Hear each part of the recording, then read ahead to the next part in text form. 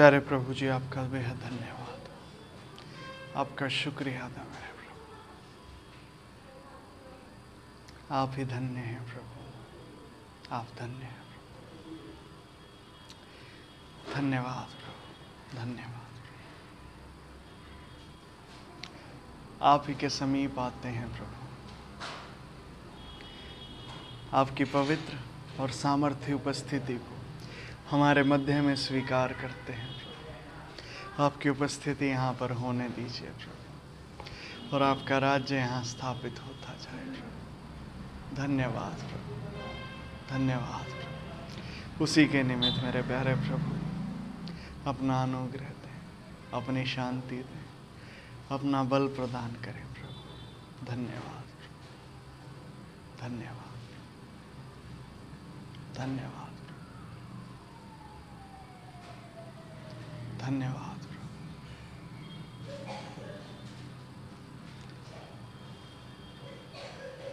यीशु मसीह के नाम से सारी सभा प्रभु आपके हाथों में सौंपते हैं, और मेरे प्यारे प्रभु आपसे आशीष चाहते हुए,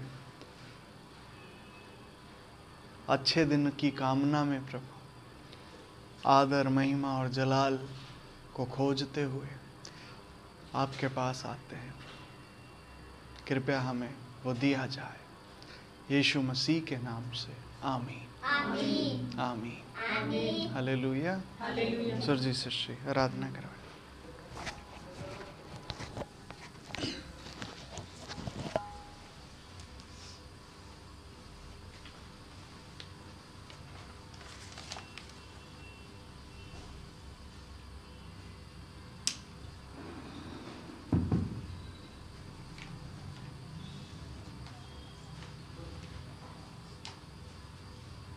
हालेलुया, धन्यवाद।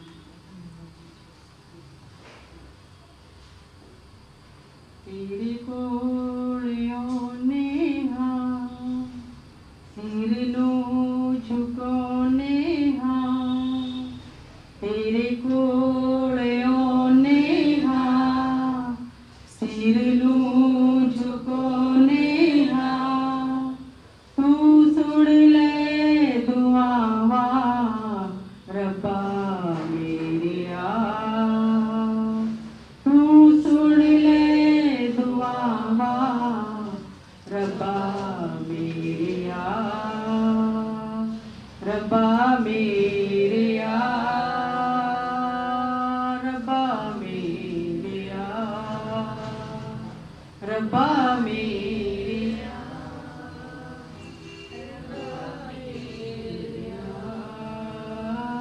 एक आस लेके आए हाँ, फरियाद लेके आए हाँ, एक आस लेके आए हाँ, फरियाद लेके आए हाँ, तू सुन ले दुआवा रब्बा मेरिया, रब्बा मेरिया, तेरे कोड़ियों ने हाँ सिर नू झुकोने हाँ, तू सुन ले दुआवा रब्बा मेरिया, तू सुन ले दुआवा रब्बा मेरिया, रब्बा मेरिया, रब्बा मेरिया, रब्बा मेरिया, रब्बा मेरिया। मेरी जिंदगी दा सब तू यो है, सारी दुनिया दा रब तू यो है, मेरी जिंदगी दा सब तू यो है, सारी दुनिया दा रब तू यो है। मेरी आस है यहोवा मेरा साथ, है यहोवा मेरी आस, है यहोवा मेरा साथ, है यहोवा हर गल दा मैनू उत्तर देवे, तेनू पुकारा जदों यहोवा हर गल दा मैनू उत्तर देवे तेनू पुकारा जदों यहोवा तेनू पुकारा जदों यहोवा तेरे कोल आउने हां सिर नू झुकाउने हां तेरे कोल आउने हां सिर नू झुकाउने हां तू सुन ले दुआवां रब्बा मेरेया तू सुन ले दुआवां रब्बा मेरेया रब्बा मेरेया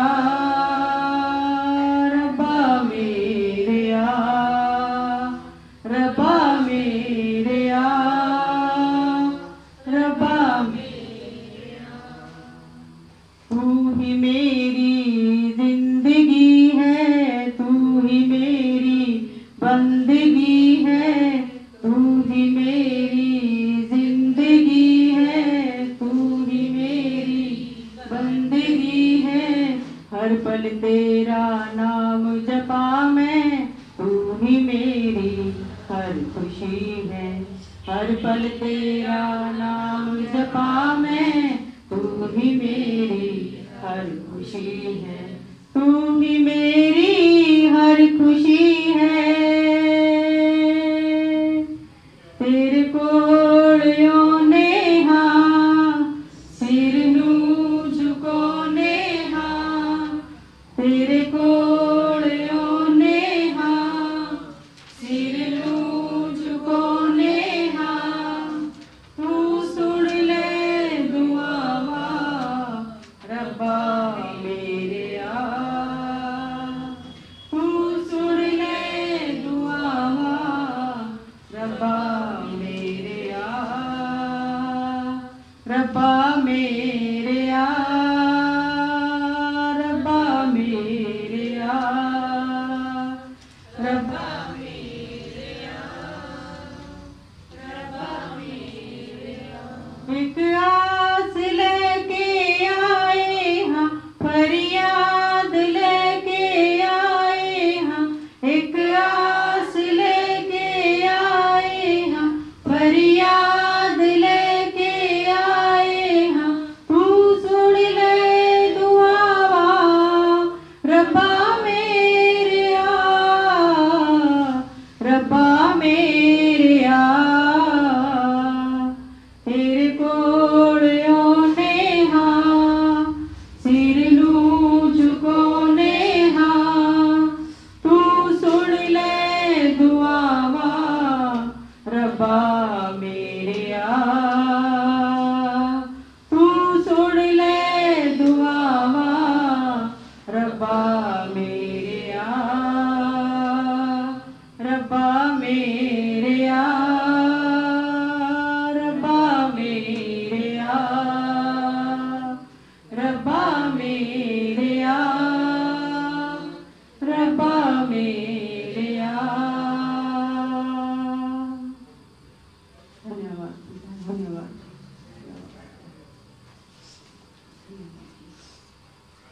तेरे वचनां नू सदा मन्नी जावा तेरे वचनां नू सदा मन्नी जावा तेरे हुक्मां तो सदा चली जावा तेरे हुक्मां तो सदा चली जावा तेरा हर वेले शुक्र मनावा तेरा हर वेले शुक्र मनावा तू अज मैनू रूह नाल भर दे यीशु जी मैनू रूह नाल भर दे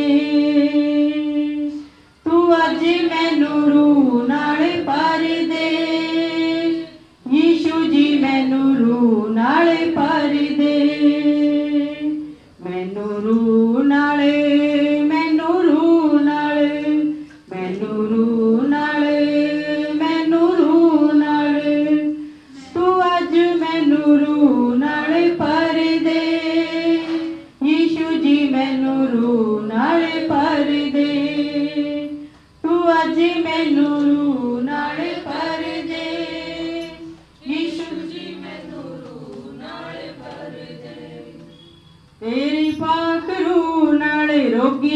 चंगे होंदे ने तेरी पाक रूह नाल रोगी चंगे होंदे ने रोगी चंगे होंदे ओ तां सब नानू कहंदे ने रोगी चंगे होंदे ओ तां सब नानू कहंदे ने सब नानू कहंदे ने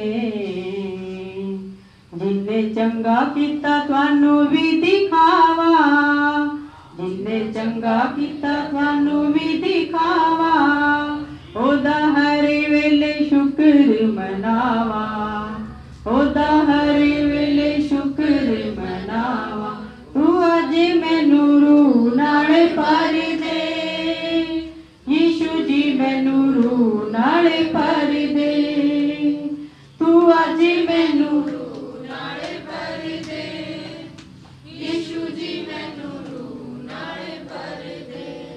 मैनू रूह नाले मैनू रूह नाले मैनू रूह नाले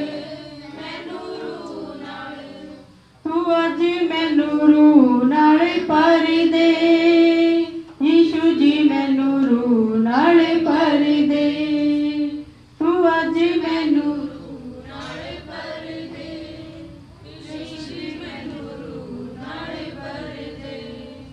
बड़े साल हो गए मैं ता जग विच रहिंदा सा बड़े साल हो गए मैं ता जग विच रहिंदा सा जग विच रह के मैं ता बड़े दुख सहंदा सा जग विच रह के मैं ता बड़े दुख सहंदा सा बड़े दुख सहंदा सा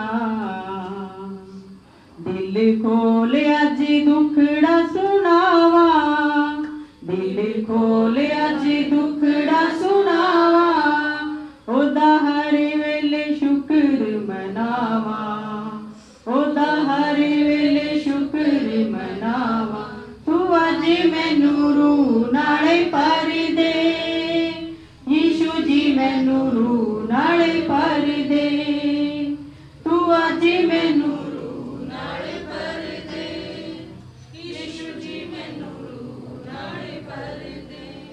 मैनू रूह नाल मैनू रूह नाल मैनू रूह नाल मैनू रूह नाल तू अज मैनू रूह नाल भर दे यीशु जी मैनू रूह नाल भर दे तू अज मैनू रूह नाल भर दे यीशु जी मैनू रूह नाल भर दे वचना दी लाठी नाल बख्शी नो ताड़दा वचना दी लाठी नाल बख्शी नो ताड़दा बोझ हेठा दबिया नू यीशु वाजा मारदा बोझ हेठा दबिया नू यीशु वाजा मारदा शाफी वाजा मारदा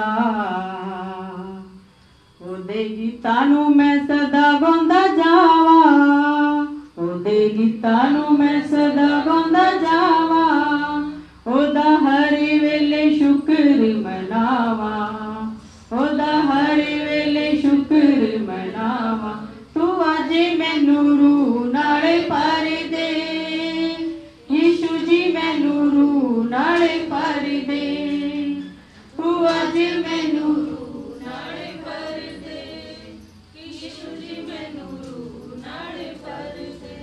मैनू रूह नाल मैनू रूह नाल मैनू रूह नाल मैनू रूह नाल तू अज मैनू रूह नाल भर दे यीशु जी मैनू रूह नाल भर दे तू अज मैनू रूह नाल भर दे यीशु जी मैनू रूह नाल भर दे तेरे वचना नू सदा मन्नी जावा तेरे वचना नू सदा मन्नी जावा तेरे हुक्मा तो सदा चली जावा तेरे हुक्मा तो सदा चली जावा तेरा हर वेले शुक्र मनावा तेरा हर वेले शुक्र मनावा तू अज मैनू रूह नाल भर दे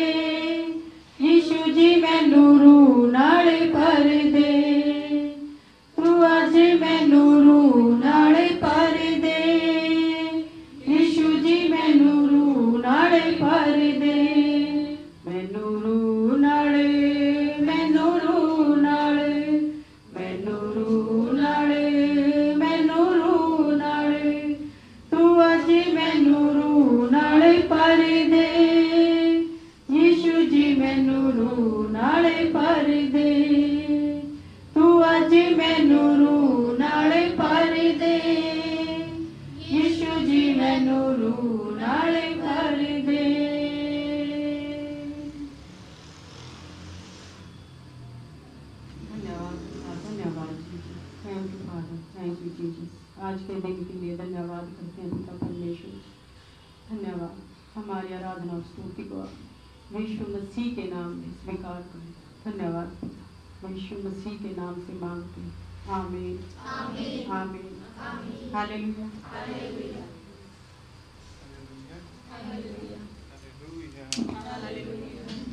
हालेलुया हालेलुया हालेलुया हालेलुया। ठीक है जी, बैठेंगे सब।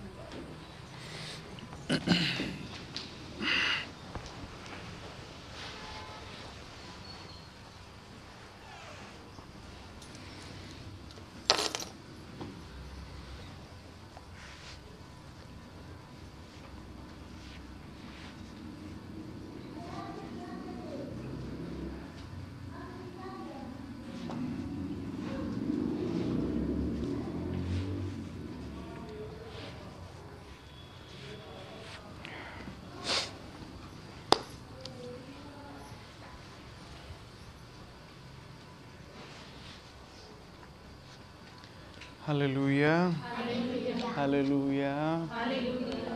ठीक है जी।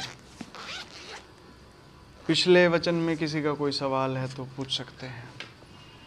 जो लास्ट संडे वचन हुआ था उसमें अगर किसी का कोई सवाल है, कोई बात है तो पूछ सकते हैं। वहीं से ही हम आरंभ करेंगे।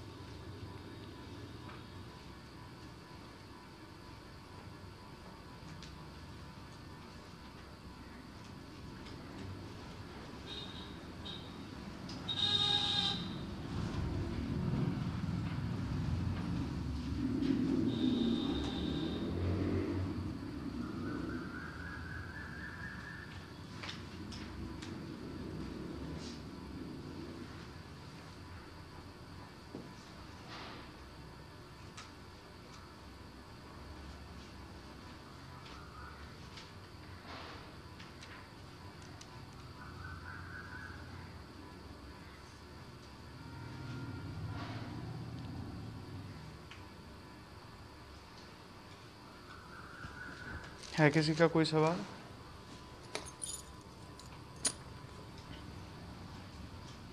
पिछली बार हमने 7 आत्माएं देखी थी ना, चित्र 43। ठीक है किसी का कोई सवाल इसमें?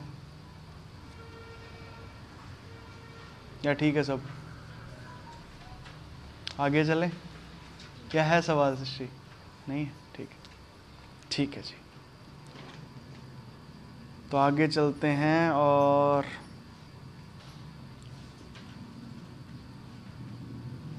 हम नीति वचन की पुस्तक निकालेंगे।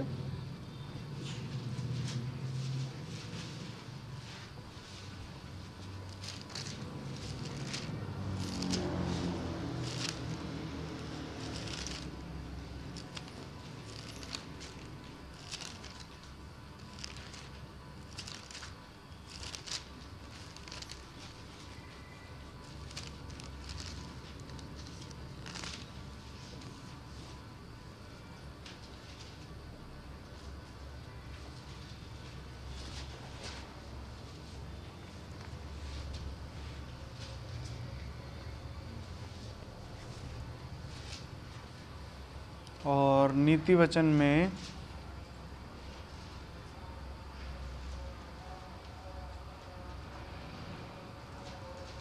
इकतीस अध्याय।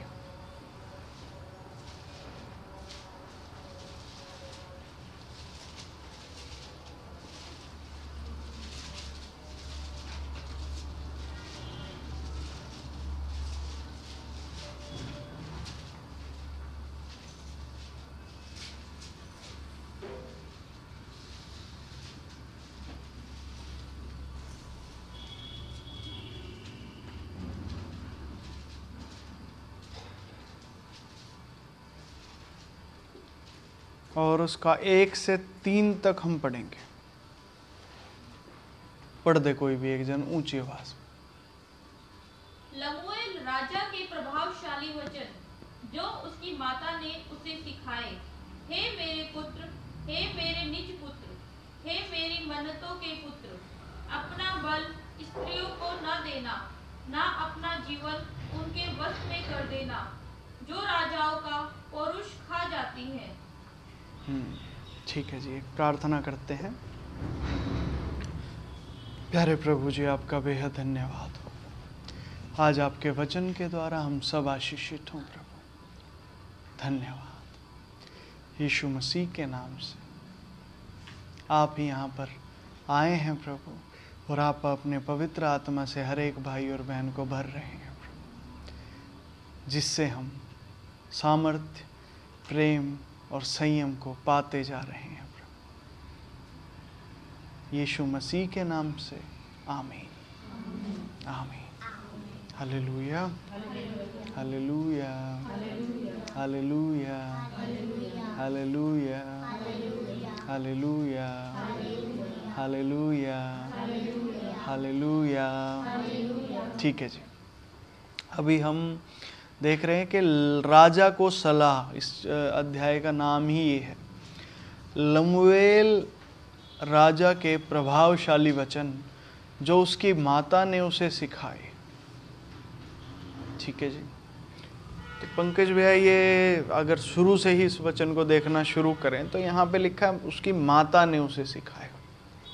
ठीक है जी, हालेलुया हालेलुया। पंकज भैया, इसमें जो ये माता है ये कौन है? ये शारीरिक माता की बात हो रही है या फिर ये कोई आत्मिक बात है? शरीर में जो एक माता और पिता होते हैं, क्या ये उनकी बात हो रही है? ठीक है जी हाँ, ये शरीर में जो एक माता है ये उसी की बात हो रही है। ठीक है जी, जो उसकी माता ने उसे सिखाए। Hallelujah hallelujah. ठीक है पंकज भैया, पर ये शारीरिक बात का यहाँ पे क्या लेना देना है? मसीह में तो वो लोग भी आ सकते हैं जिनकी माता है ही नहीं। ठीक है, जिनकी माँ है ही नहीं वो लोग भी प्रभु में आ सकते हैं, तो उनके लिए तो ये वचन बेकार हो जाएगा। फिर उस हिसाब से देखा जाए तो कि भैया कलीसिया में तो फिर बोर्ड लगा देना चाहिए कि जिनकी माँ नहीं है वो ना आना भाई, या फिर जिनके पिता नहीं है वो मत आना। कुछ वचन ऐसे भी हैं इसमें नीति वचन में कि भाई पिता की शिक्षा, पिता शिक्षा दे रहा है, मेरे पुत्र मेरी बातों पे ध्यान लगा। ठीक है, तो ये कैसे, क्या ये करना चाहिए? असल में समझने की बात है यहाँ पे, शरीर में लमूएल राजा की माता ने उनको ये बातें समझाई। ठीक है, परंतु इस बात को आत्मिक में भी देखने की जरूरत है। पंकज भैया, क्या सिर्फ इन बातों को जो हम देखते जा रहे हैं, क्या सिर्फ देखना ही काफी है? जी हाँ, देखना ही है। हालेलुया, देखना ही है।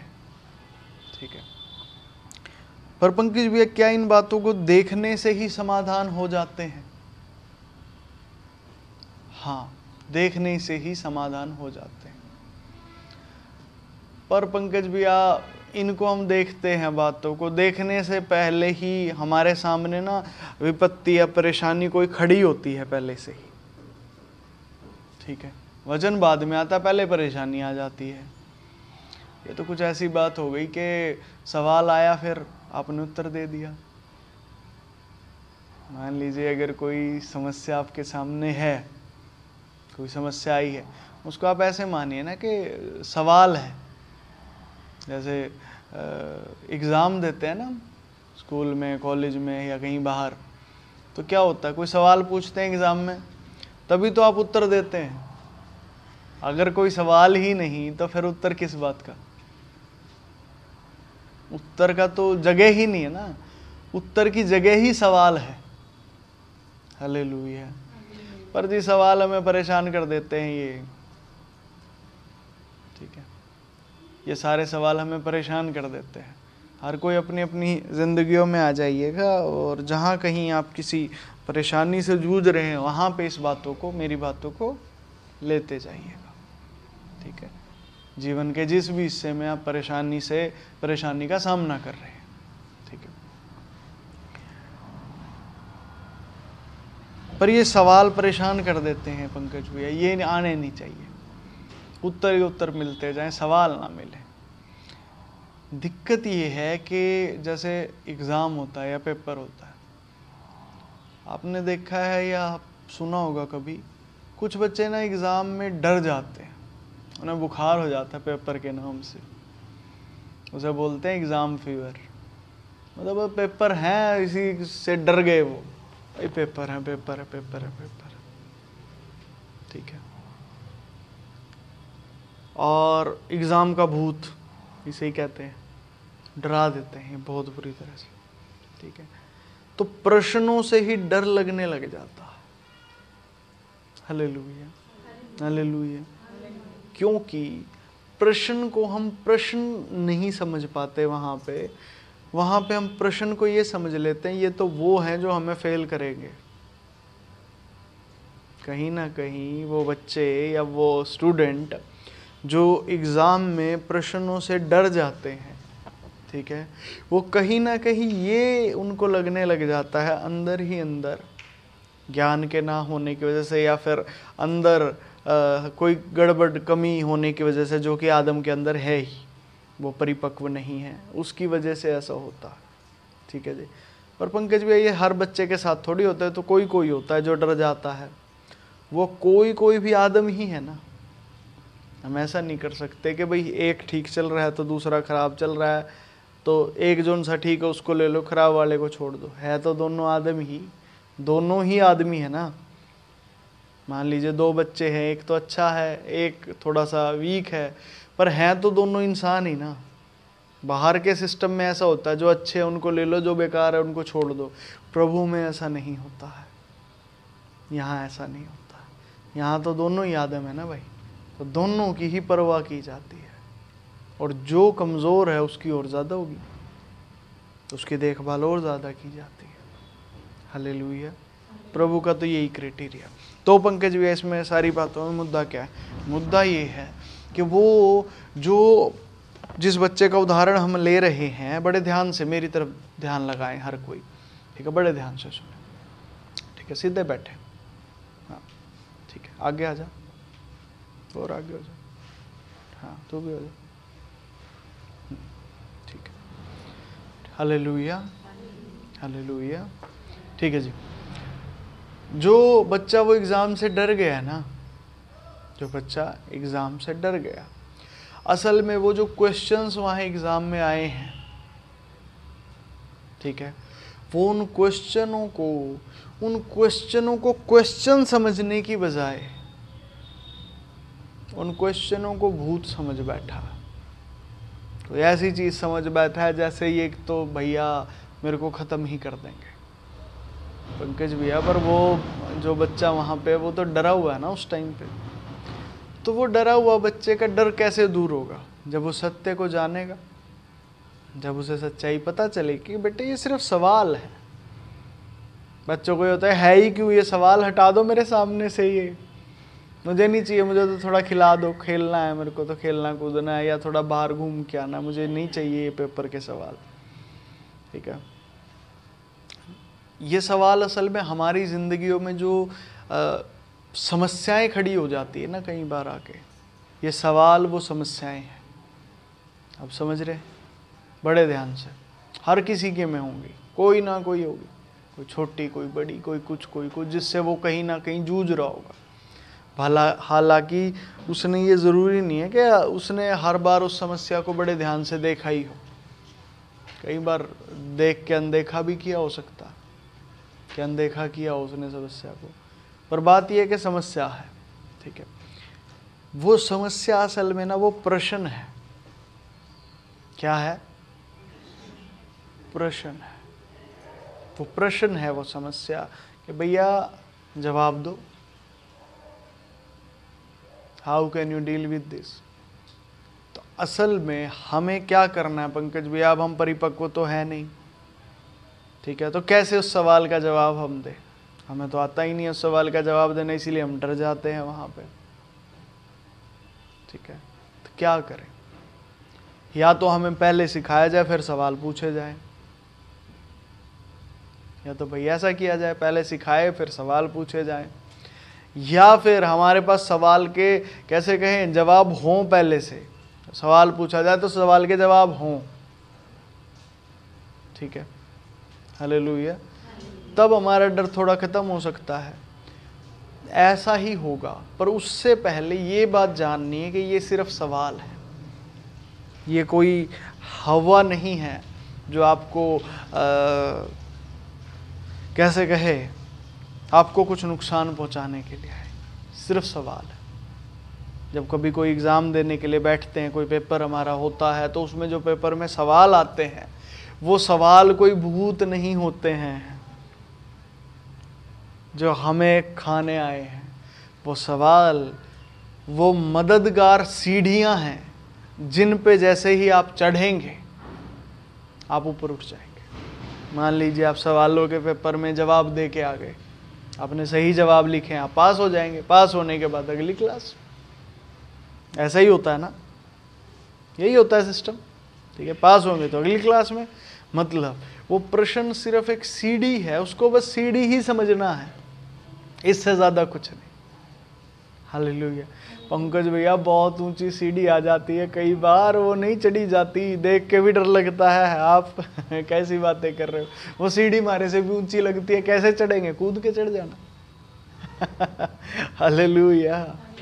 मतलब कोई ना कोई अगर सीढ़ी है तो रास्ता भी होगा, ठीक है। अगर समस्या है तो समाधान भी है, ऐसा नहीं होता कि समाधान नहीं होता। अगर समस्या आई है तो समाधान है, नहीं तो समस्या ही नहीं ना होती, समझ रहे हैं। अगर प्रश्न है तो उत्तर भी है, अगर उत्तर नहीं होता तो प्रश्न होता ही नहीं, ये नियम है। प्रश्न और उत्तर दोनों चीजें जुड़ी हुई हैं, कोई ऐसी चीज नहीं जिसका उत्तर ना हो। हालेलुया। अगर कोई ऐसी चीज है जिसका उत्तर नहीं है, समझना, वो प्रश्न ही नहीं होगा बेटे, फिर वो प्रश्न ही नहीं होता, वो होगा ही नहीं बल। आमीन आमीन। तो अगर कोई समस्या है तो समाधान भी है, और उस समस्या को केवल सीढ़ी समझना है कि हमारे आगे बढ़ने की सीढ़ी। पंकज भैया कुछ सीढ़ी ऐसी है जहाँ पे ना हम अटके हुए हैं और वो ना पार ही नहीं हो रही, पार ही नहीं हो रही, पार ही नहीं हो रही। हम बड़े जोर लगा लिए कि वो निकल जाए, उनसे निकल जाए, निकल जाए, निकल जाए, ठीक है, पर निकल नहीं पा रहे हैं। तो वहाँ क्या करें? हम थक चुके हैं, परेशान हो चुके हैं अब तो, ठीक है। अब ना तो कुछ और करने की हिम्मत रहती, फिर उसके बाद ना कुछ और। वहाँ पे क्या किया जाए?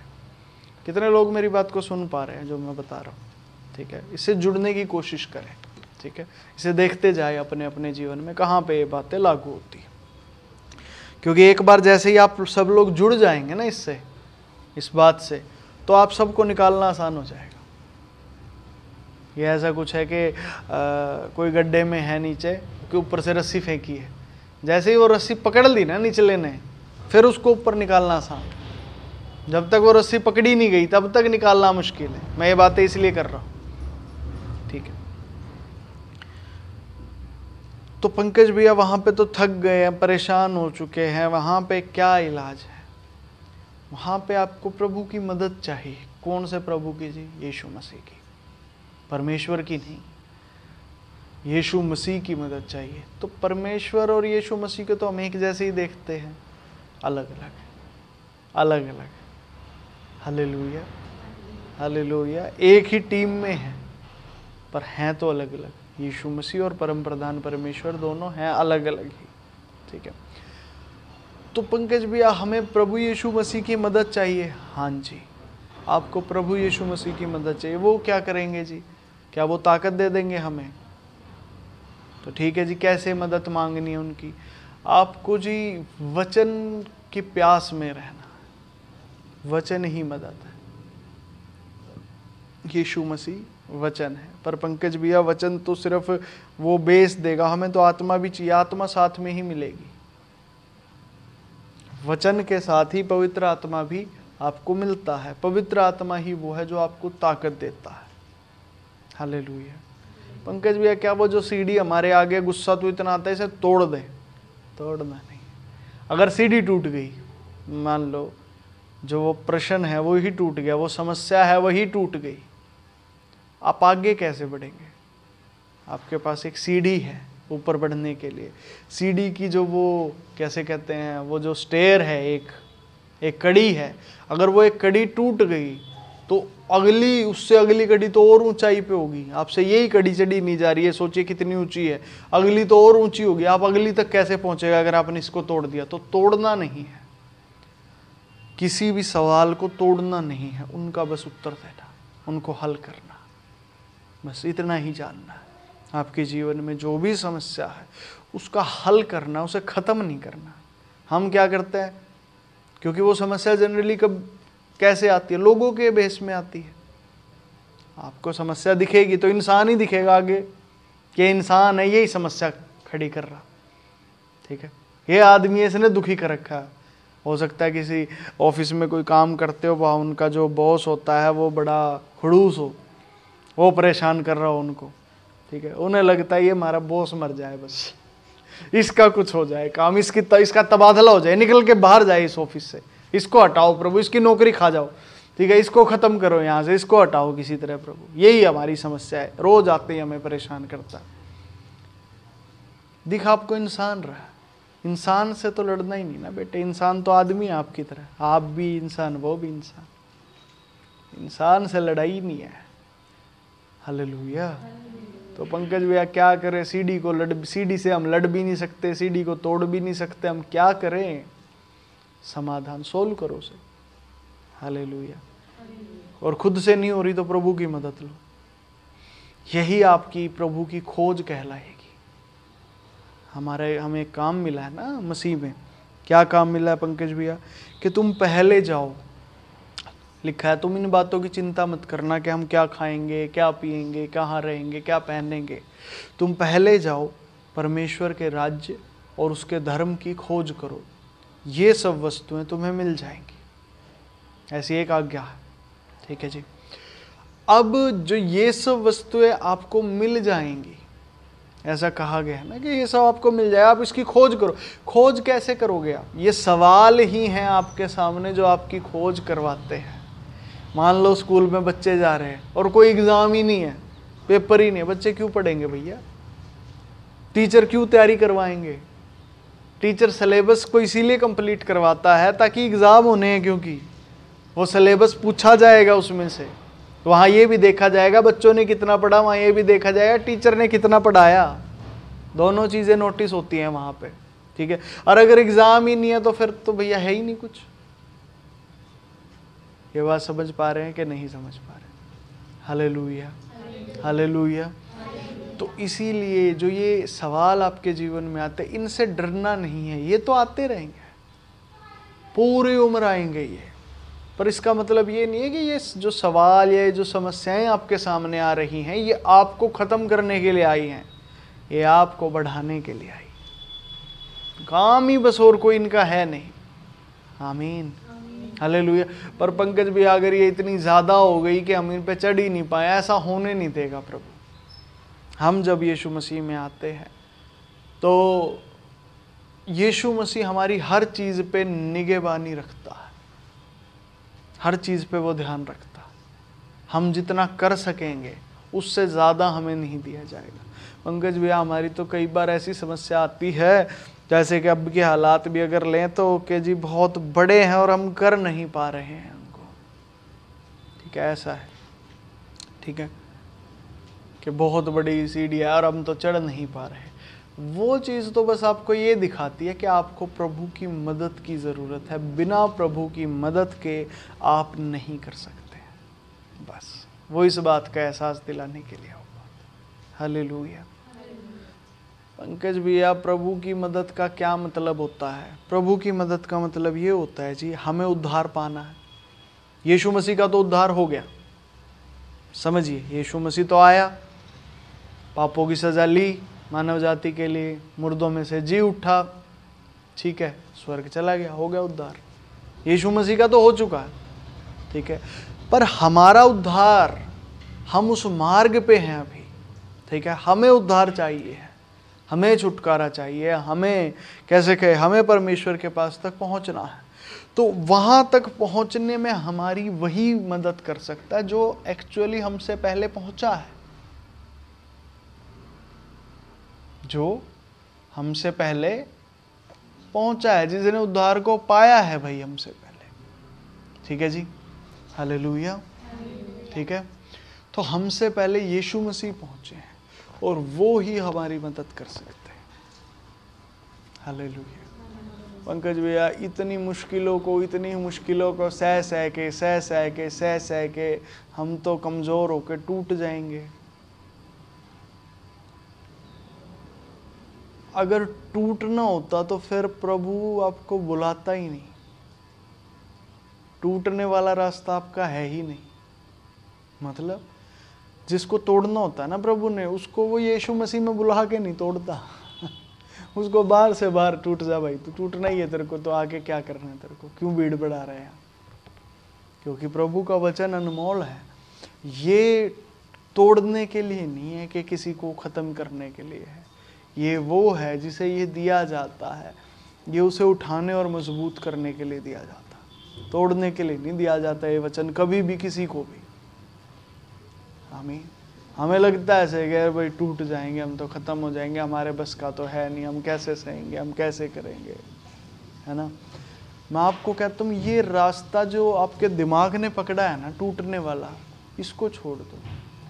सच्चाई ये है कि टूटते तो अगर आप बाहर होते, अगर आप मसीह से बाहर होते, तब जाके भी बाहर वाले भी कौन सा सारे टूटे हुए हैं, बाहर वाले भी तो चल ही रहे, वहाँ भी बहुत कम चांस है टूटने के, तो और यहाँ तो 0% है। जब आप मसीह में आ गए तो टूटना तो है ही नहीं, टूटने का कोई मतलब नहीं आपके जीवन में, हालेलुया। तो ये रास्ता ही छोड़ दो कि हमें प्रभु तोड़ना चाहता है या हमें ख़त्म करना चाहता है, ऐसा कुछ भी नहीं। ये बस एक सवाल के तौर पे आपको इन उलझनों को सुलझाना है। आमीन, आमीन, आमीन। अब आते हैं वापस से हम लमूएल राजा के प्रभावशाली वचन जो उसकी माता ने उसे सिखाया। अब ये माता कौन है? हमने देखा ये शरीर में माता है, पर हमें यहाँ पे आत्मिक भी कुछ देखना पड़ेगा। क्या देखें पंकज भाई? आपने तो बता दिया कि शरीर में उसकी माता है, आत्मिक आपको देखना पड़ेगा कि भैया ये सारी ज्ञान की बातें, शिक्षा की बातें एक व्यक्ति को कौन सिखाता है, कौन सिखाता है उसे आत्मिक में, बताएं।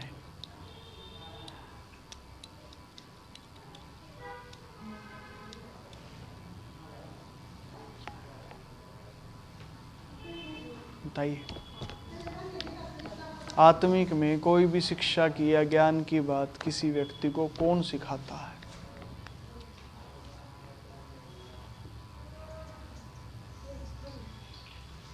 व्यवस्था सिखाती, ठीक है जी, हर किसी की व्यवस्था उसे सिखाती है। आमीन, ठीक, आमीन। चाहे फिर वो किताबों, लिखी हुई किताबों के द्वारा सिखाए, चाहे फिर वो एक्सपीरियंस दे के सिखाए। कहते हैं ना भाई, अनुभव सिखा देता है, एक्सपीरियंस से सीख जाता है इंसान, बार बार चीज़ों को अनुभव करते करते वो सीख जाता है, ठीक है। चाहे फिर वो एक्सपीरियंस से सिखाए, चाहे लिखी हुई किताबों के ज्ञान के द्वारा सिखाए, वो कैसे भी सिखाए, ये काम व्यवस्था करती है। Hallelujah, hallelujah. असल में यहाँ लमूएल राजा की माता उसे सिखा रही है, मतलब वो अभी अपनी माता के साथ ही एक व्यवस्था का हिस्सा है। मतलब वो जिस व्यवस्था में है अभी, वो व्यवस्था में उसकी माता के द्वारा ही वो शिक्षा पा रहा है। जैसे बच्चे होते हैं, ठीक है, तो वो बच्चे जनरली माता और पिता के द्वारा ही शिक्षा पाते हैं। ऐसा ही होता है जब वो स्कूल नहीं जाते हैं या कुछ नहीं करते, उससे पहले वो माता पिता से ही शिक्षा पाते हैं, जितनी भी पाते हैं। उल्टे काम करते हैं, माता पिता की डांट पड़ जाती है उन पे, ठीक है। कोई अच्छा काम करते हैं, कोई अच्छा खेल के दिखाते हैं, तो माता पिता फिर प्यार भी करके दिखाते हैं उन्हें, ठीक है जी। तो वो छोटे बच्चे को वो डांट, थोड़ी बहुत फटकार, थोड़ा थोड़ा वो प्यार जो उसे मिलता रहता है, वही उसकी शिक्षा बनता है, वही उसे शिक्षा देता है। उसी से उसे पता चलना शुरू होता है, हाँ ये काम गलत है, ये करूँगा तो गुस्सा मिलेगा, डांट मिलेगी, ये काम करूँगा, हाँ इससे तो प्यार कर रहे हैं सब, तो ये तो करना चाहिए। जब बच्चा हमारे साथ खेलता है, हंसता है, तो हम भी उसके साथ हंसते हैं, खेलते हैं, तो उससे बच्चे को ये एहसास होता है एक बात का कि भाई हंसना और खेलना जो है, ठीक है, वो चाहिए, हंसना चाहिए, खेलना चाहिए। आमीन, आमीन, हालेलुया, हालेलुया, हालेलुया, हालेलुया। ठीक है जी, इस बात को समझ रहे हैं आप, ठीक है। वैसे ही ये जब लमुएल को उसकी माता ने शिक्षा दी, तब वो अपनी माता से शिक्षा प्राप्त करने की ही किसी स्टेज पे है, जब ये शिक्षाएं वो पा रहा। Hallelujah, hallelujah, hallelujah, hallelujah. Pankaj भैया, ये माता और पिता से शिक्षा पाने की स्टेज कौन सी होती है और कब तक होती है? देखिए, ये हर किसी के जीवन में अलग अलग होती है, हर किसी के लिए। पर होता क्या है, हम लोग अपने माता पिता को छोड़ते ही नहीं है, छोड़ते ही नहीं है, छोड़ के ही नहीं देता कोई। क्यों? क्योंकि हमें अपने अंदर कमी दिखती रहती है, हमें कमियां दिखती रहती है। हमें लगता है कि भैया माता पिता से और लेते जाओ, और लेते जाओ, और लेते जाओ, तो ताकि हमारी कमियां दूर हो जाए। मैं आपको कहता हूं, ये ना गलत फहमी है हमारी। क्या? नहीं जी, जितना हमें शिक्षाएं मिली है, ज्ञान मिला है, जो मिला वो माता पिता से ही मिलता है शरीर में। तो शुरुआत में जितना माता पिता से मिलना होता है ना बेटे, वो मिल चुका है। माता पिता के पास जितना था उन्होंने दे दिया आपको, इससे ज्यादा होता ही नहीं। नहीं जी, हमारे अंदर तो अब भी चीजें दिखती हैं, हमें कमी दिखती है, हमें लगता नहीं हम पूरे हो गए। ये तो बेटे आपके माता पिता को भी लगता है, उनके माता पिता को भी लगता होगा, उनके को भी लगता होगा। हालेलुया। और ये लगता ही रहेगा। क्यों? ये इस बात को स्पष्ट करता है जो हमने कलीसिया में कही कि आदम की शिक्षाएं अधूरी है। आई समझ बात? समझ पा रहे हैं? ये बात हमें इसीलिए लगती है कि आदम की शिक्षाएं अधूरी हैं, इसीलिए माता पिता हमसे छूटते नहीं है, छूटते ही नहीं है। और हम में से जो जितना ताकतवर होता है उतनी ताकत के साथ माता पिता को पकड़ के रखता है। कौन से माता पिता को? शरीर में, शरीर में छोड़ते ही नहीं है, छूटते ही नहीं है। हालेलुया। वो छूटते ही नहीं है भैया हमसे। और उन्हें ना छोड़ने से क्या होता है पंकज भैया? अगर सही समय पे उन्हें नहीं ना छोड़ा जाए तो दिक्कत हो जाती है। क्या दिक्कत होती है पंकज भैया? मेरे सामने एक अच्छा उदाहरण है।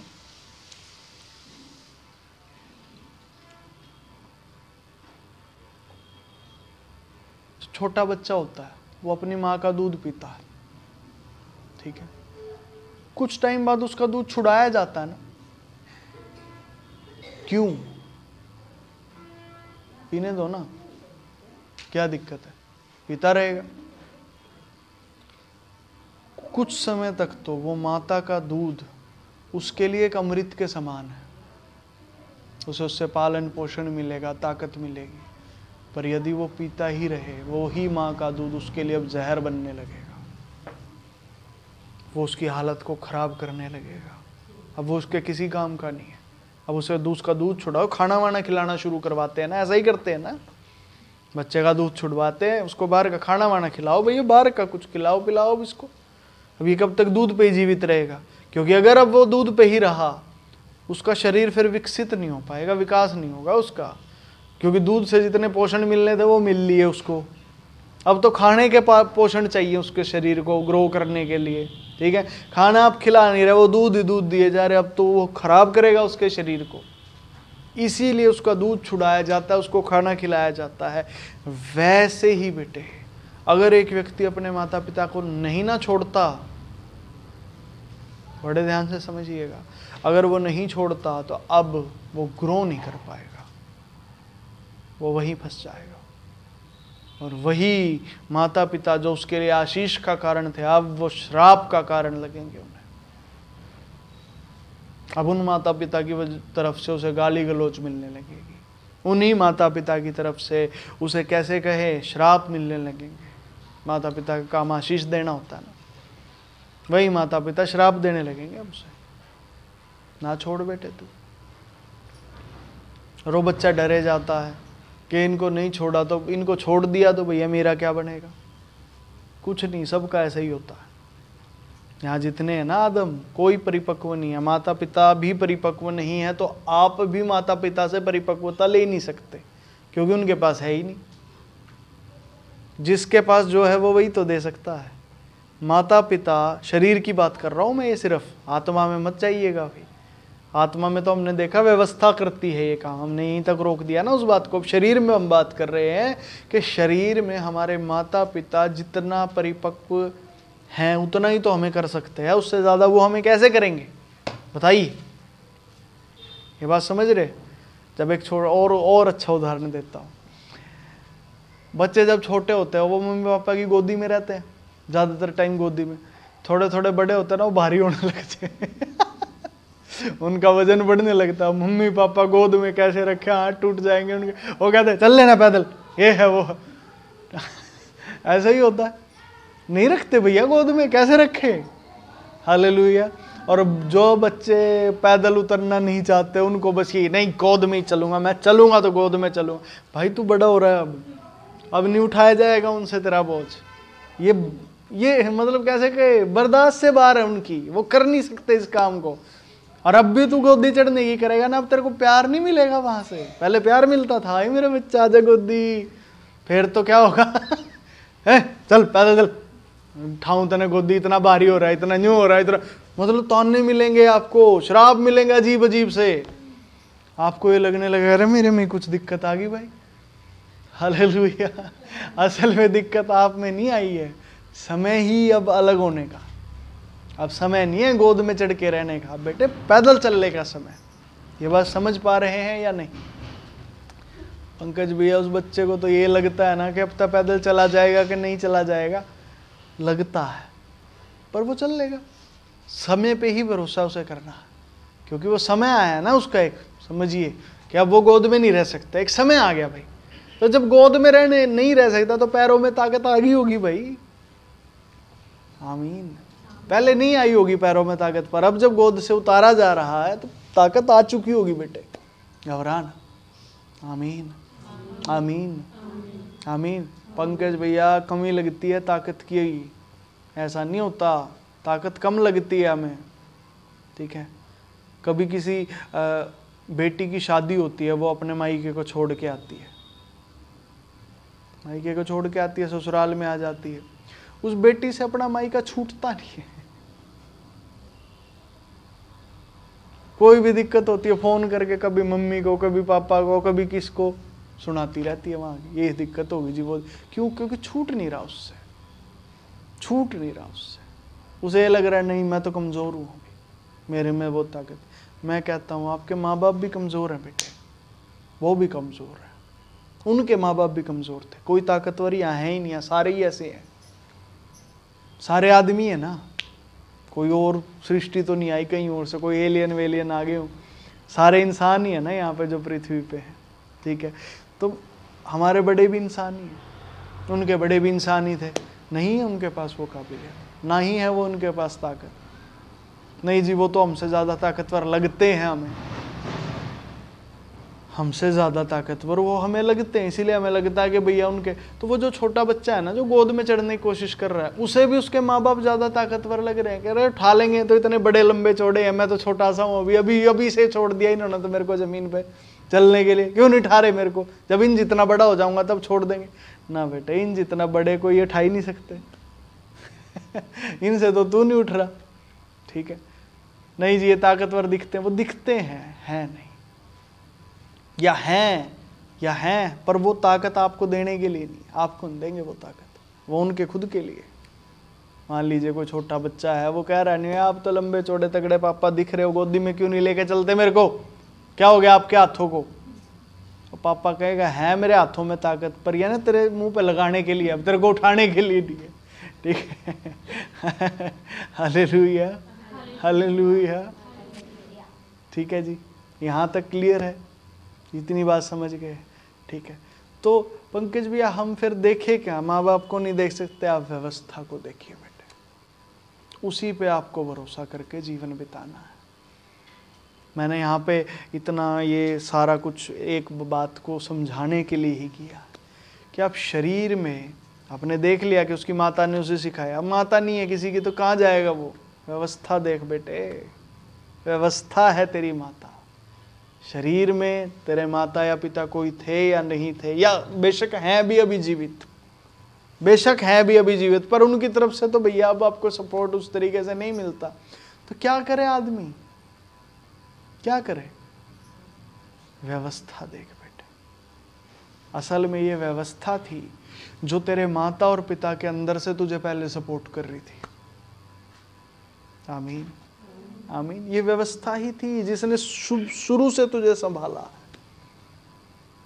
ऐसा लिखा है शास्त्रों में, परमेश्वर ने एक जगह कही, तेरे माँ के गर्भ से लेकर मैं तुझे संभालता आया, मैंने तुझे संभाल के रखा। माँ के गर्भ से कैसे संभाल रखा है प्रभु आपने?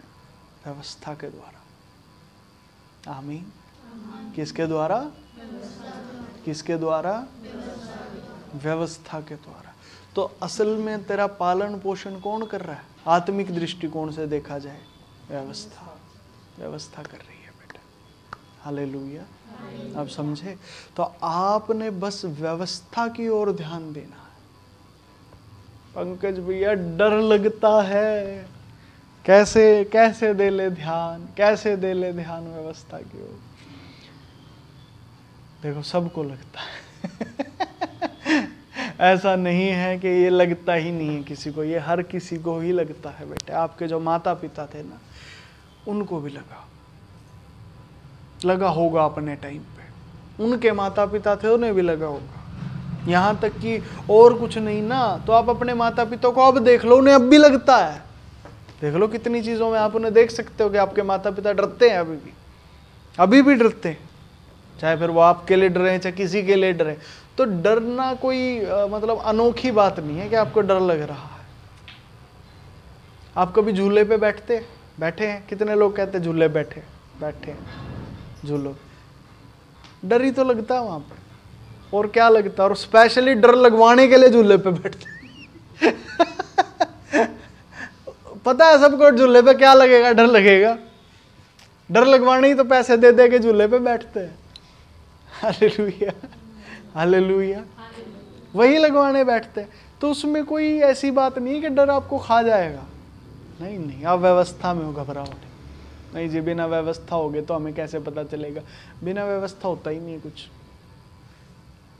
अगर आपकी सांसें चल रही हैं तो मतलब व्यवस्था है, ऐसे ही समझ सकते हैं। शरीर में तो आप व्यवस्था को ऐसे देख सकते हैं, सांसें चल रही हैं तो आप जिंदा है तो व्यवस्था में। बिना व्यवस्था सांसें नहीं मिलती किसी को। सांसों की कोई तार थोड़ी जुड़ी है, पर सांसें फिर भी आ रही हैं हमारे पास, और जितनी हमारी है उतनी आ रही हैं। जो उनसी हमारी है हमें वही मिल रही है, ठीक है जी। और उतने ही समय के लिए मिल रही है जितने समय के लिए उसे मिलना चाहिए। इनको कौन मैनेज कर रहा है? व्यवस्था। तो अगर सांसें हैं तो व्यवस्था है, समझ गए? तो डर से डरने की ज़रूरत नहीं होती। थोड़ा बहुत डर तो चलता है, आमीन। उसको ज़्यादा सीरियस नहीं लेना, हल्का फुल्का है ना, ठीक है, थ्रिलिंग है। आमीन, आमीन, हालेलुया। पर जी आगे के इंतज़ाम नहीं दिखते कई बार पंकज भैया हमें, वो अब दिखेंगे आगे। हम वचन की तरफ बढ़ते फिर वो दिखेंगे आगे के इंतज़ाम। देखिए क्या लिखा है, हे मेरे पुत्र, हे मेरे निज पुत्र, हे मेरी मन्नतों के पुत्र। ये बात देखो क्या है, हे मेरे पुत्र। इतना कहना काफ़ी था। वो कह रहे नहीं, हे मेरे निज पुत्र, मतलब मेरे पर्सनल बेटे, मतलब मतलब निजी पुत्र। निजी होता पुत्र, और कैसा पुत्र पुत्र कोई मतलब सोशल पुत्र तो होता ही सारे निजी पुत्र होते हैं, पर्सनली होते हैं सारे के सारे, पर नहीं, निजी पुत्र। फिर तीसरा, हे मेरे मन्नतों के पुत्र। मन्नतों के पुत्र मतलब भैया जिसके लिए बड़ी वो करी है हमने, तब जाके कुछ मिला है हमें, मन्नतों के पुत्र। मतलब ये वो पुत्र को कह रहे हैं जो आसानी से नहीं मिला, बड़ी जिसके लिए वो की गई है जद्दोजहद। अब ये बात जो है ये हमें लगती शारीरिक है, पर ये है आत्मिक। ये दूसरा वचन, पहला शारीरिक था, ठीक है, ये जो दूसरा वाला है ये आत्मिक है बेटे। हालेलुया, हालेलुया, ये आत्मिक है। मतलब पंकज भी है इस बात का अर्थ है व्यवस्था ने आपको तैयार किया है, आप ऐसे ही नहीं है, आप मजाक नहीं है, आप ऐसे ही नहीं है कि ऐसे ही पैदा हो गए आपको बड़ी मन्नतों से, जैसे मन्नत दिखाया गया ना, मैंने कहा ये आत्मिक बात है, शारीरिक नहीं है। तो आत्मिक में इसको समझिए, हे मेरे निज पुत्र, मतलब व्यवस्था ने आपको अलग से तैयार किया। इस बात का मतलब ये है, क्योंकि शरीर में तो निज पुत्र होता ही नहीं है कुछ, शरीर में तो पुत्र पुत्र होता है, निजी होता है वो। सोशल तो हमने कह दिया, बाहर का कुछ नहीं होता, कम्युनिटी का कुछ नहीं होता, पुत्र तो अपना ही होता है, पर्सनली होता है। Hallelujah, hallelujah. हाँ, और क्या होता है, पुत्र यही होता है। तो आत्मिक में ये बात समझी जाएगी कि आत्मिक में पुत्र का मतलब है व्यवस्था ने आपको अकेले में बनाया है। मतलब पंकज भैया मान लीजिए रियांश यहाँ पे बैठा है, ठीक है, रियांश बैठा है, फिर इधर अंजलि बैठी है, ठीक है, पीछे विशाल बैठा हुआ है, ठीक है, या हम में से कोई भी, हम सब बैठे ही है एक एक करके। आप में से हर एक को व्यवस्था ने निजी तरीके से बनाया। ऐसा नहीं है फैक्ट्री में 100 प्रोडक्ट बन रहे हैं, ठीक है जी आप भी बन गए, पर्सनली अलग अलग करके बड़े ध्यान से, बड़ी चौकसी के साथ आपको रचाया गया। आप ऐसे नहीं हो कि कोई आप में मैन्युफैक्चरिंग डिफेक्ट मिलेगा, ऐसा नहीं होता। हालेलुया, बड़े ध्यान से आपको बनाया गया। हालेलुया, कोई कमी आप में है ही नहीं। पंकज भी आप कह रहे हो कोई कमी नहीं है हम में, तो अभी कहाँ इतनी परिपक्वता ही नहीं है। परिपक्वता ना होने का मतलब कमी होना नहीं है, कमी मतलब डिफेक्ट। मान लो एक पानी की बोतल है, ठीक है, वो आधी भरी है, इसको आप डिफेक्टिव थोड़ी कहोगे। डिफेक्टिव तो वो होगी, मान लो कोई पानी की बोतल रखी है, उसमें छेद हो रखे हैं 10-12, उसमें पानी टिकता ही नहीं, आप डालो टिकेगा नहीं, डालो टिकेगा नहीं, वो है डिफेक्टिव। ये डिफेक्टिव थोड़ी है, ये तो पानी कम है, बस भर जाएगा पानी। हालेलुया, आप समझ आया। तो आप वो डिफेक्टिव वाली बोतल नहीं हो, आप वो नॉर्मल वाली बोतल हो, बस जिसमें थोड़ा पानी कम है। क्या दिक्कत है, पानी तो भर जाएगा, सब में ही कम है। हालेलुया। पर आप जो है, आप एक निज पुत्र हैं, आप मन्नतों के पुत्र हैं। मतलब व्यवस्था आपको बड़े कैसे कि बहुत ही लाड और प्यार से व्यवस्था ने आपको रचा है, ऐसे नहीं रचे गए आप। माता के गर्भ में कौन रचता है एक व्यक्ति को? व्यवस्था रचती है। उसका एक एक अंग बड़े ध्यान से रचा जाता है माँ के गर्भ, ठीक है। पंकज भैया कुछ बच्चे अपाइज होते हैं, ये होता है वो होता है, उनका क्या है, उनको बाद में देखेंगे। अभी हमारे पास इतना समय नहीं है कि हर चीज़ को डिस्कस कर लें, उनको फिर देखेंगे। अभी के लिए समझना ज़रूरी है कि ये व्यवस्था है जो आपको कह रही है कि बेटे तू ऐसे ही नहीं रचा गया, तू कोई डिफेक्टिव पीस नहीं है, तू कोई ऐसे ही नहीं है कि भाई ऐसे ही हो गया, या तेरे शरीर के माता पिता ने नहीं रचा तुझे, जो वो तुझे श्राप देते हैं तो तुझे लगता है कि तेरे में कुछ कमी होगी। उन्होंने रचा ही नहीं, उन्हें पता ही नहीं। तो जी वो श्राप बस इसीलिए दे रहे हैं क्योंकि उनसे अब तेरा बोझ झेला नहीं जा रहा, वो तुझे और उठा के चल नहीं सकते। मतलब उनकी भी दायरे हैं ना भाई, उनकी भी एक लिमिट है, उनकी भी एक सीमा है। वो नहीं उठा सकते इतना, जितना जो उठा सकता उतना उठाता है, अब उससे ज़्यादा नहीं उठ रहा उनसे। हालेलुया। पर इसका मतलब ये नहीं है कि तेरे से भी नहीं उठेगा, तेरा बोझ तेरे से भी नहीं उठेगा, ऐसा है ही नहीं। मैंने रचाया ही तुझे इसलिए है कि तुझसे तेरा बोझ उठे। आमीन, आमीन। लिखा हे मेरे पुत्र, हे मेरे निज पुत्र, हे मेरी मन्नतों के पुत्र। मतलब इस बात पे बड़ा जोर दिया है व्यवस्था ने, ऐसे ही नहीं है सीधे बैठे बिल्कुल सीधे, ठीक है। ऐसे ही नहीं रचा गया, ये बड़ी गहरी बात है। आमीन आमीन। निज पुत्र है, मन्नतों का पुत्र है, मतलब बड़ी ही शिद्दत से व्यवस्था, कोई भी व्यवस्था ना बड़ी शिद्दत से परम प्रधान परमेश्वर से मांगती है। मांगा है उसने आपको, मुझे, एक एक जन को व्यवस्था ने, मतलब आप स्पेशल हैं व्यवस्था की दृष्टि में, है ही भैया, रचा है आपको। मकसद जी भलाई, भलाई के लिए रचा है आपको। हमने देखा था ना पीछे वचन में कि आदम को बुराई के लिए रचा ही नहीं गया, वो बुराई करने के लिए नहीं बना, वो बना ही भलाई करने के लिए है।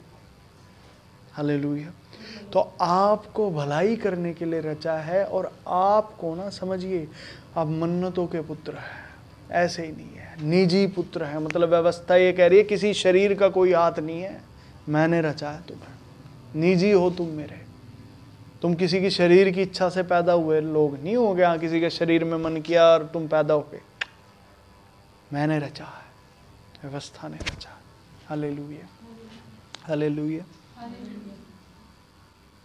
इतनी बात क्लियर है कि आप वो बोझ अपना उठा सकते हैं, आप में कोई कमी है नहीं। आमीन। ये बनाने वाला आपको बता रहा कि ऐसा कुछ है ही नहीं बेटे। डर लगता है, कोई नहीं, क्या दिक्कत है, ऐसा ही समझो झूले झूल रहे हो, झूला ऊपर गया है, फिर जब वो नीचे आएगा वो डर लगता है, तो ये वैसे ही लग रहा है बस आपको भी। आप ऊपर हो अभी किसी की गोद में, नीचे आओगे तो डर लगेगा हल्का सा, पर ऐसा नहीं है कि नीचे जाके धड़ से लगोगे, कहीं टूट जाओगे, फूट जाओगे, ऐसा कुछ नहीं होता, आप समझ जाओगे। आमीन। जैसे झूले पे होता है बस ये सेम वैसा ही है, नीचे आ रहे हैं समझ जाओगे, फिर ऊपर उठोगे आप। आमीन हालेलुया हालेलुया। तो इसमें डरने और घबराने की कोई ज़रूरत नहीं। आमीन आमीन हालेलुया हालेलुया। आप कर सकते हैं क्योंकि व्यवस्था ने आपको रचा है, वही बता रही है आपको कि आप कर सकते हो। यदि नहीं कर सकते तो व्यवस्था बता देती भैया कोई नहीं, ऐसे ही रहो तुम, पर अब व्यवस्था हमें बता रही है घबराने की जरूरत। पंकज भैया क्या जो हमारे माता पिता हैं, हम मसीह में नहीं हैं, क्या हमारे जो माता पिता है वो भी अपने माता पिता को नहीं छोड़ते? हाँ, वो भी नहीं छोड़ते, आज तक नहीं छोड़ा उन्होंने। हमारे माता पिता ने उनके माता पिताओं को छोड़ा नहीं आज तक भी। और बल्कि यहाँ तो और कॉम्प्लिकेटेड है, माँ अपने माँ बाप को नहीं छोड़ती, बाप अपने माँ बाप को नहीं छोड़ता, पूरी उम्र लड़ते रहते हैं वो शादी के बाद भी। बेटी चलाएगी अपने माँ बाप वाली घर में, बेटा कहेगा मेरे माँ बाप वाली चलने दो। उनकी इसी चीज़ों में तकरार होती रहती है। और होना क्या चाहिए, बाप भी छोड़ दे अपने माँ बाप को, माँ भी छोड़ दे अपने माँ बाप। अब तुम हो ना बेटे, तुम बनो माँ बाप, तुम चलाओ, अब तुम बढ़ाओ आगे। नहीं जी, ऐसा ही होता है शरीर में, तो शरीर में होता है, पर वो आत्मा में छोड़ते नहीं है कभी भी, क्योंकि आत्मा में वो हियाव ही नहीं होता किसी के पास। Hallelujah hallelujah. और ना ही आज जो वचन हमारे पास आया है ये वचन होता किसी के पास, ये आज ही आया, हमारे पास भी आज ही मिला। तो इस वचन के आने के बाद हम छोड़ सकते हैं, हम छोड़ के अपने पैरों पे खड़े हो सकते हैं। आमीन आमीन हालेलुया हालेलुया हालेलुया हालेलुया।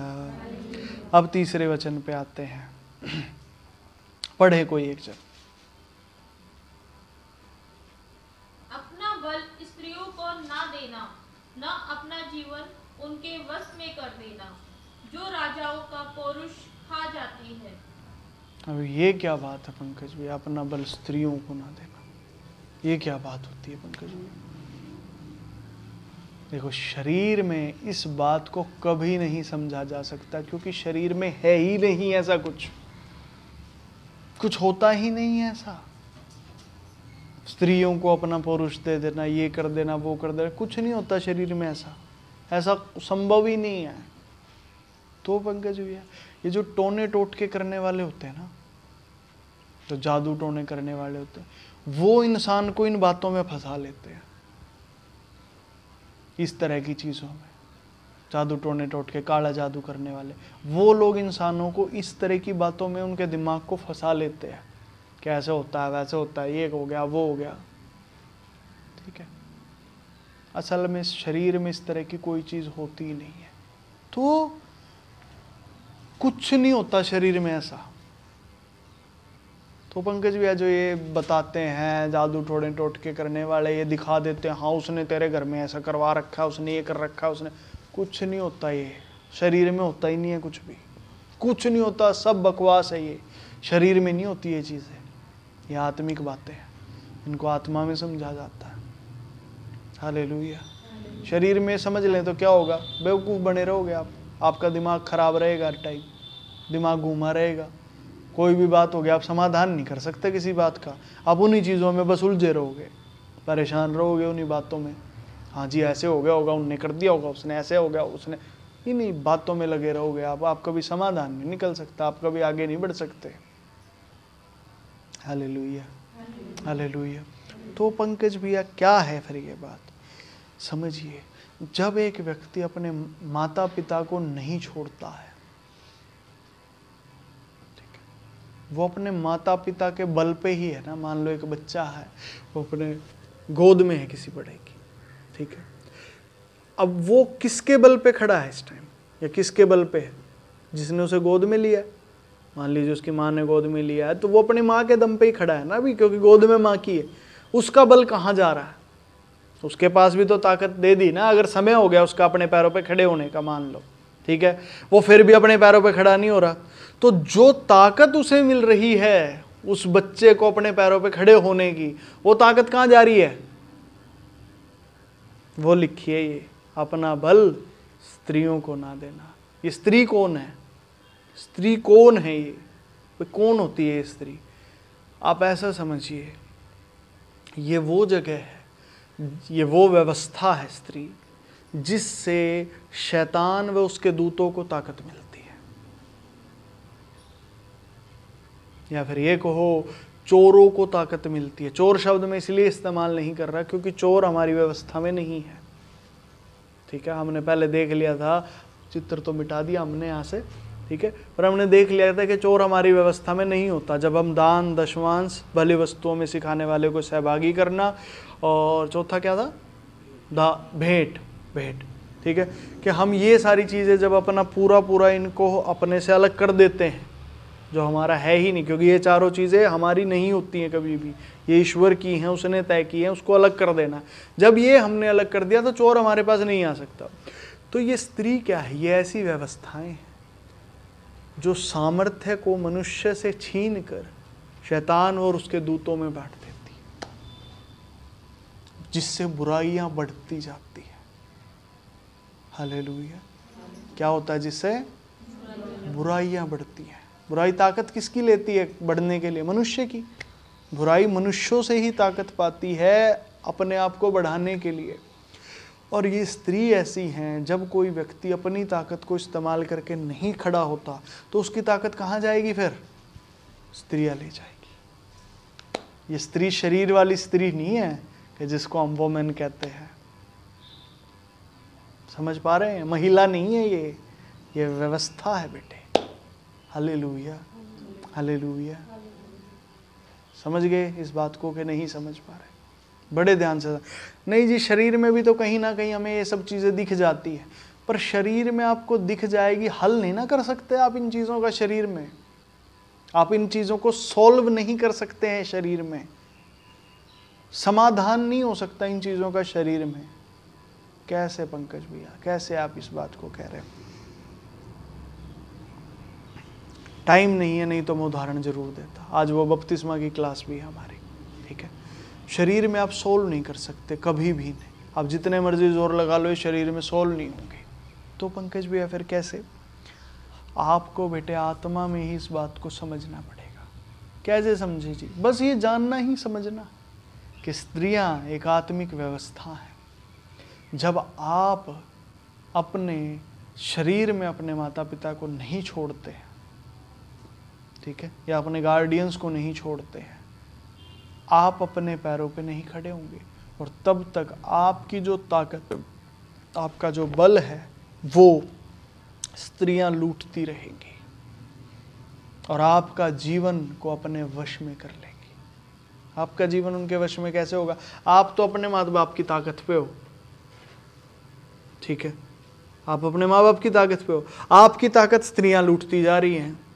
अब जब स्त्रियां आपकी ताकत लूट रही है ना, वो कायदे से नहीं लूटती, वो तो जितनी है सारी ले जाती हैं, जितना ज़्यादा उनके हाथों लगे, ठीक है। अब माता पिता भी कब तक बचाएंगे आपको, क्योंकि उनका भी एक समय था जब तक वो आपकी रक्षा कर सकते थे, उनको ईश्वर की तरफ से ताकत मिली थी। अब वो ताकत ईश्वर की तरफ से उन्हें नहीं मिल रही। अब जब उन्हें वो ताकत नहीं मिल रही तो भैया वो क्या करते हैं, क्या वो चीज़ें होती हैं, वो आपके जीवन की ताकत स्त्रियां लेती चली जाती है। आपके राज करने की ताकत, आपके जीवन जीने की ताकत, तो आपका पूरा जीवन उनके वश में हो जाता है। मतलब जब आपके पास ताकत नहीं ना होती, आप उस कुत्ते के समान होते हैं जिसके गले में पट्टा डाल दिया आपने। जहां आपको पट्टे वाला घुमाएगा आपको घूमना ही पड़ेगा, नहीं तो गर्दन टूट जानी, सीधी सी बात है, गर्दन टूट जाएगी, आप कुछ कर नहीं सकते। यही होता अपना जीवन किसी स्त्री के वश में कर देना। और ये क्या ये पुरुषों के जीवन में होता? नहीं, यही तो मैं कहना चाह रहा हूँ, शारीरिक बात ही नहीं है, ये तो बहनों के जीवन में भी होगा, ये बहनों के जीवन में भी होता है। बहनों के जीवन में कौन करता है जी ऐसा काम? कहीं भी कुछ कोई भी दिख सकता है जी। अगर किसी के घर में लड़ाई झगड़े हैं तो उसके पति को ये दिखेगा, ये मेरी बीवी है ना, ये अपने मायके से ही जुड़ी रहती है सारा दिन, फिर वो पति उसके मायके वालों को गाली गलौज करेगा, पर उन्होंने ये सिखा के भेजा था, ये करा था, वो करा था, ऐसे वैसे। पत्नी को लगता है ये जो पति है इसके माँ बाप खराब हैं, ये अपनी माँ की ज़्यादा सुनता, अपने बाप की ज़्यादा सुनता। वो पत्नी के अंदर से उसके माँ बाप के लिए गालियाँ निकलती, गालियाँ ना भी निकले मतलब बुरी बातें निकलना। ऐसे ही गाली शब्द को मैं बस ऐसे ही समझ लीजिए कि हमें लगता है ऐसे कि उनकी वजह से ऐसा कुछ है, ऐसा कुछ होता ही नहीं है बेटे, ऐसा कुछ होता ही नहीं है। माँ बाप तो वो हैं जो आपको फिर भी, आप गोद से उतरना नहीं ना चाह रहे, वो आपको फिर भी ये सोच रहे हैं कि चलो भाई आखिरी सांस तक इनको पकड़े रहे। नहीं जी, इतने भले नहीं होते माँ बाप बेटे, वो होते हैं। इसीलिए ईश्वर ने एक बार बात बोली थी, माता पिता का आदर करो, क्योंकि आपको समझ नहीं आएंगी। हो सकता है माता पिता को भी समझ ना आए ये बातें, उनको भी नहीं आती समझ में, उनको भी यही लगता है अरे हम तो ये हम तो, उन्हें भी नहीं पता होता और आपको पता नहीं होता। तो आदर करने का मतलब कैसे आदर करें? उनसे चिपके रहें जी, अब उतर जाओ, अब छोड़ दो, उनकी भी थोड़ी केयर करो भैया। उनसे नहीं हो रहा अब तुम्हें उठाना, उनसे नहीं हो रहा तुम्हें उठा के चलना, उनके बस का नहीं है। इसका क्या सबूत है जी? सबूत ये है जी, जब कोई चला जाता है ना इस पृथ्वी को छोड़ के, आपके माता या आपके पिता कोई भी, आपको बड़ा दर्द होता है। अगर आप अपने पैरों पर खड़े हो ना, आपको दर्द नहीं होगा, आपको तो खुशी होगी, चलो भैया इस पृथ्वी का जीवन, दुखदायी जीवन खत्म हुआ इनका, निमटे इससे। ये बात समझे कि नहीं समझे? उन्हें खुशी होगी उस समय पे, आपको भी खुशी होगी। जब भी कोई पृथ्वी से जाएगा ना, खुशी होगी। फिर ये नहीं होगा कि हाँ भैया अरे रो रहे हमारा कैसे चलेगा, क्योंकि आप तो ऑलरेडी पैरों पे खड़े हो। शरीर में नहीं है और ये बात आत्मा में है, इसको आत्मा में ही समझना पड़ेगा। शरीर में तो उसको समझ लेते हैं पैरों पे खड़ा हुआ जो पैसे कमाने लग गया, जो अपने पैसे कमा रहा है, अपना इंतजाम खुद कर रहा है, उसको कह देते हैं कि भैया हाँ ये पैरों पे खड़े हो गया अपने। शरीर में ये बात होती ही नहीं है, शरीर में नहीं होती। यहाँ तो फिर अगर ऐसे देखे तो हर किसी की शादी उसी की करवाते हैं, शादियाँ तो जो कमाने लग जाता है उसी की तो शादी करवाते हैं। बस बच्चा कमाने लग गया, करवा शादी इसकी। शरीर में तो यही होता, और ऐसे होता नहीं ना। वो माता पिता तो छूटते नहीं ना उनसे फिर भी। तो ये बातें आत्मिक है। Hallelujah, hallelujah. ठीक है जी। लिखा है जो राजाओं का पौरुष खा जाती है, मतलब ये राज नहीं करने देती फिर उसको। और जितना ज़्यादा वो बच्चा वहाँ से चिपका रहेगा ना, उतना ज़्यादा वो कमज़ोर होता चला जाएगा। अब वो ताकत नहीं पाएगा अपने माता पिता के चिपक के। तो भैया क्या करना है? व्यवस्था को देखो, वही आपकी माता और आपके पिता, वही है। उसने आपको बनाया है, उसने ऐसे ही नहीं बनाया, आप कर सकते हैं। हालेलुया।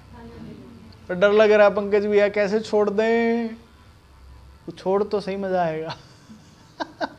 Hallelujah, hallelujah. तो क्या इसको छोड़ने के लिए शरीर में भी कुछ करना है पंकज भैया?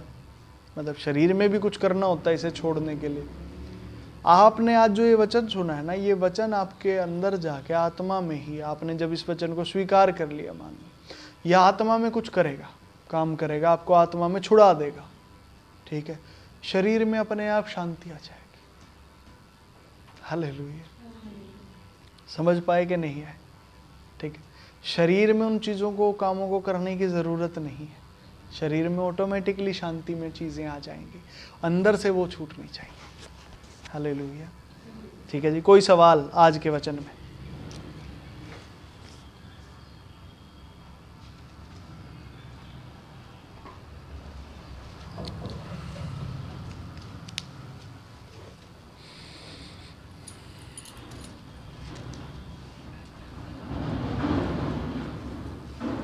बताइए, कोई सवाल है किसी का? नहीं?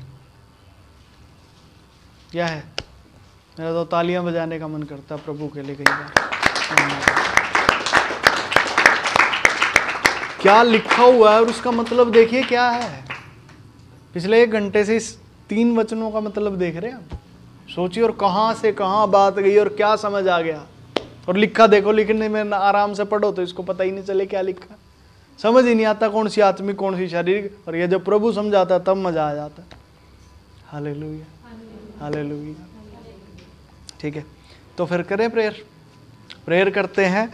और मैंने जो सोचा था, मैंने ये सोचा था कि 1:45 पे हम वो बपतिस्मा की क्लास शुरू कर देंगे। बस अभी जल्दी से मैं प्रेयर करता हूँ, फिर जिसको मिलना है वो मिल सकते हैं, अन्यथा बस उसके बाद फिर वो बपतिस्मा की क्लास है। आधे घंटे तक बपतिस्मा के विषय में हम बताएंगे। Hallelujah, hallelujah. और बस फिर अपना लाइव सेशन भी होता है, उसके बाद उसकी भी तैयारी करनी होती है। तो जल्दी जल्दी ये सारे काम पूरे करेंगे। ठीक है, करें प्रेयर। हर कोई अपने दान को अपने मन में सोच लीजिए, जिस भी दान के मन से वो आया है। मैं एक साथ ही प्रार्थना करूंगा अभी।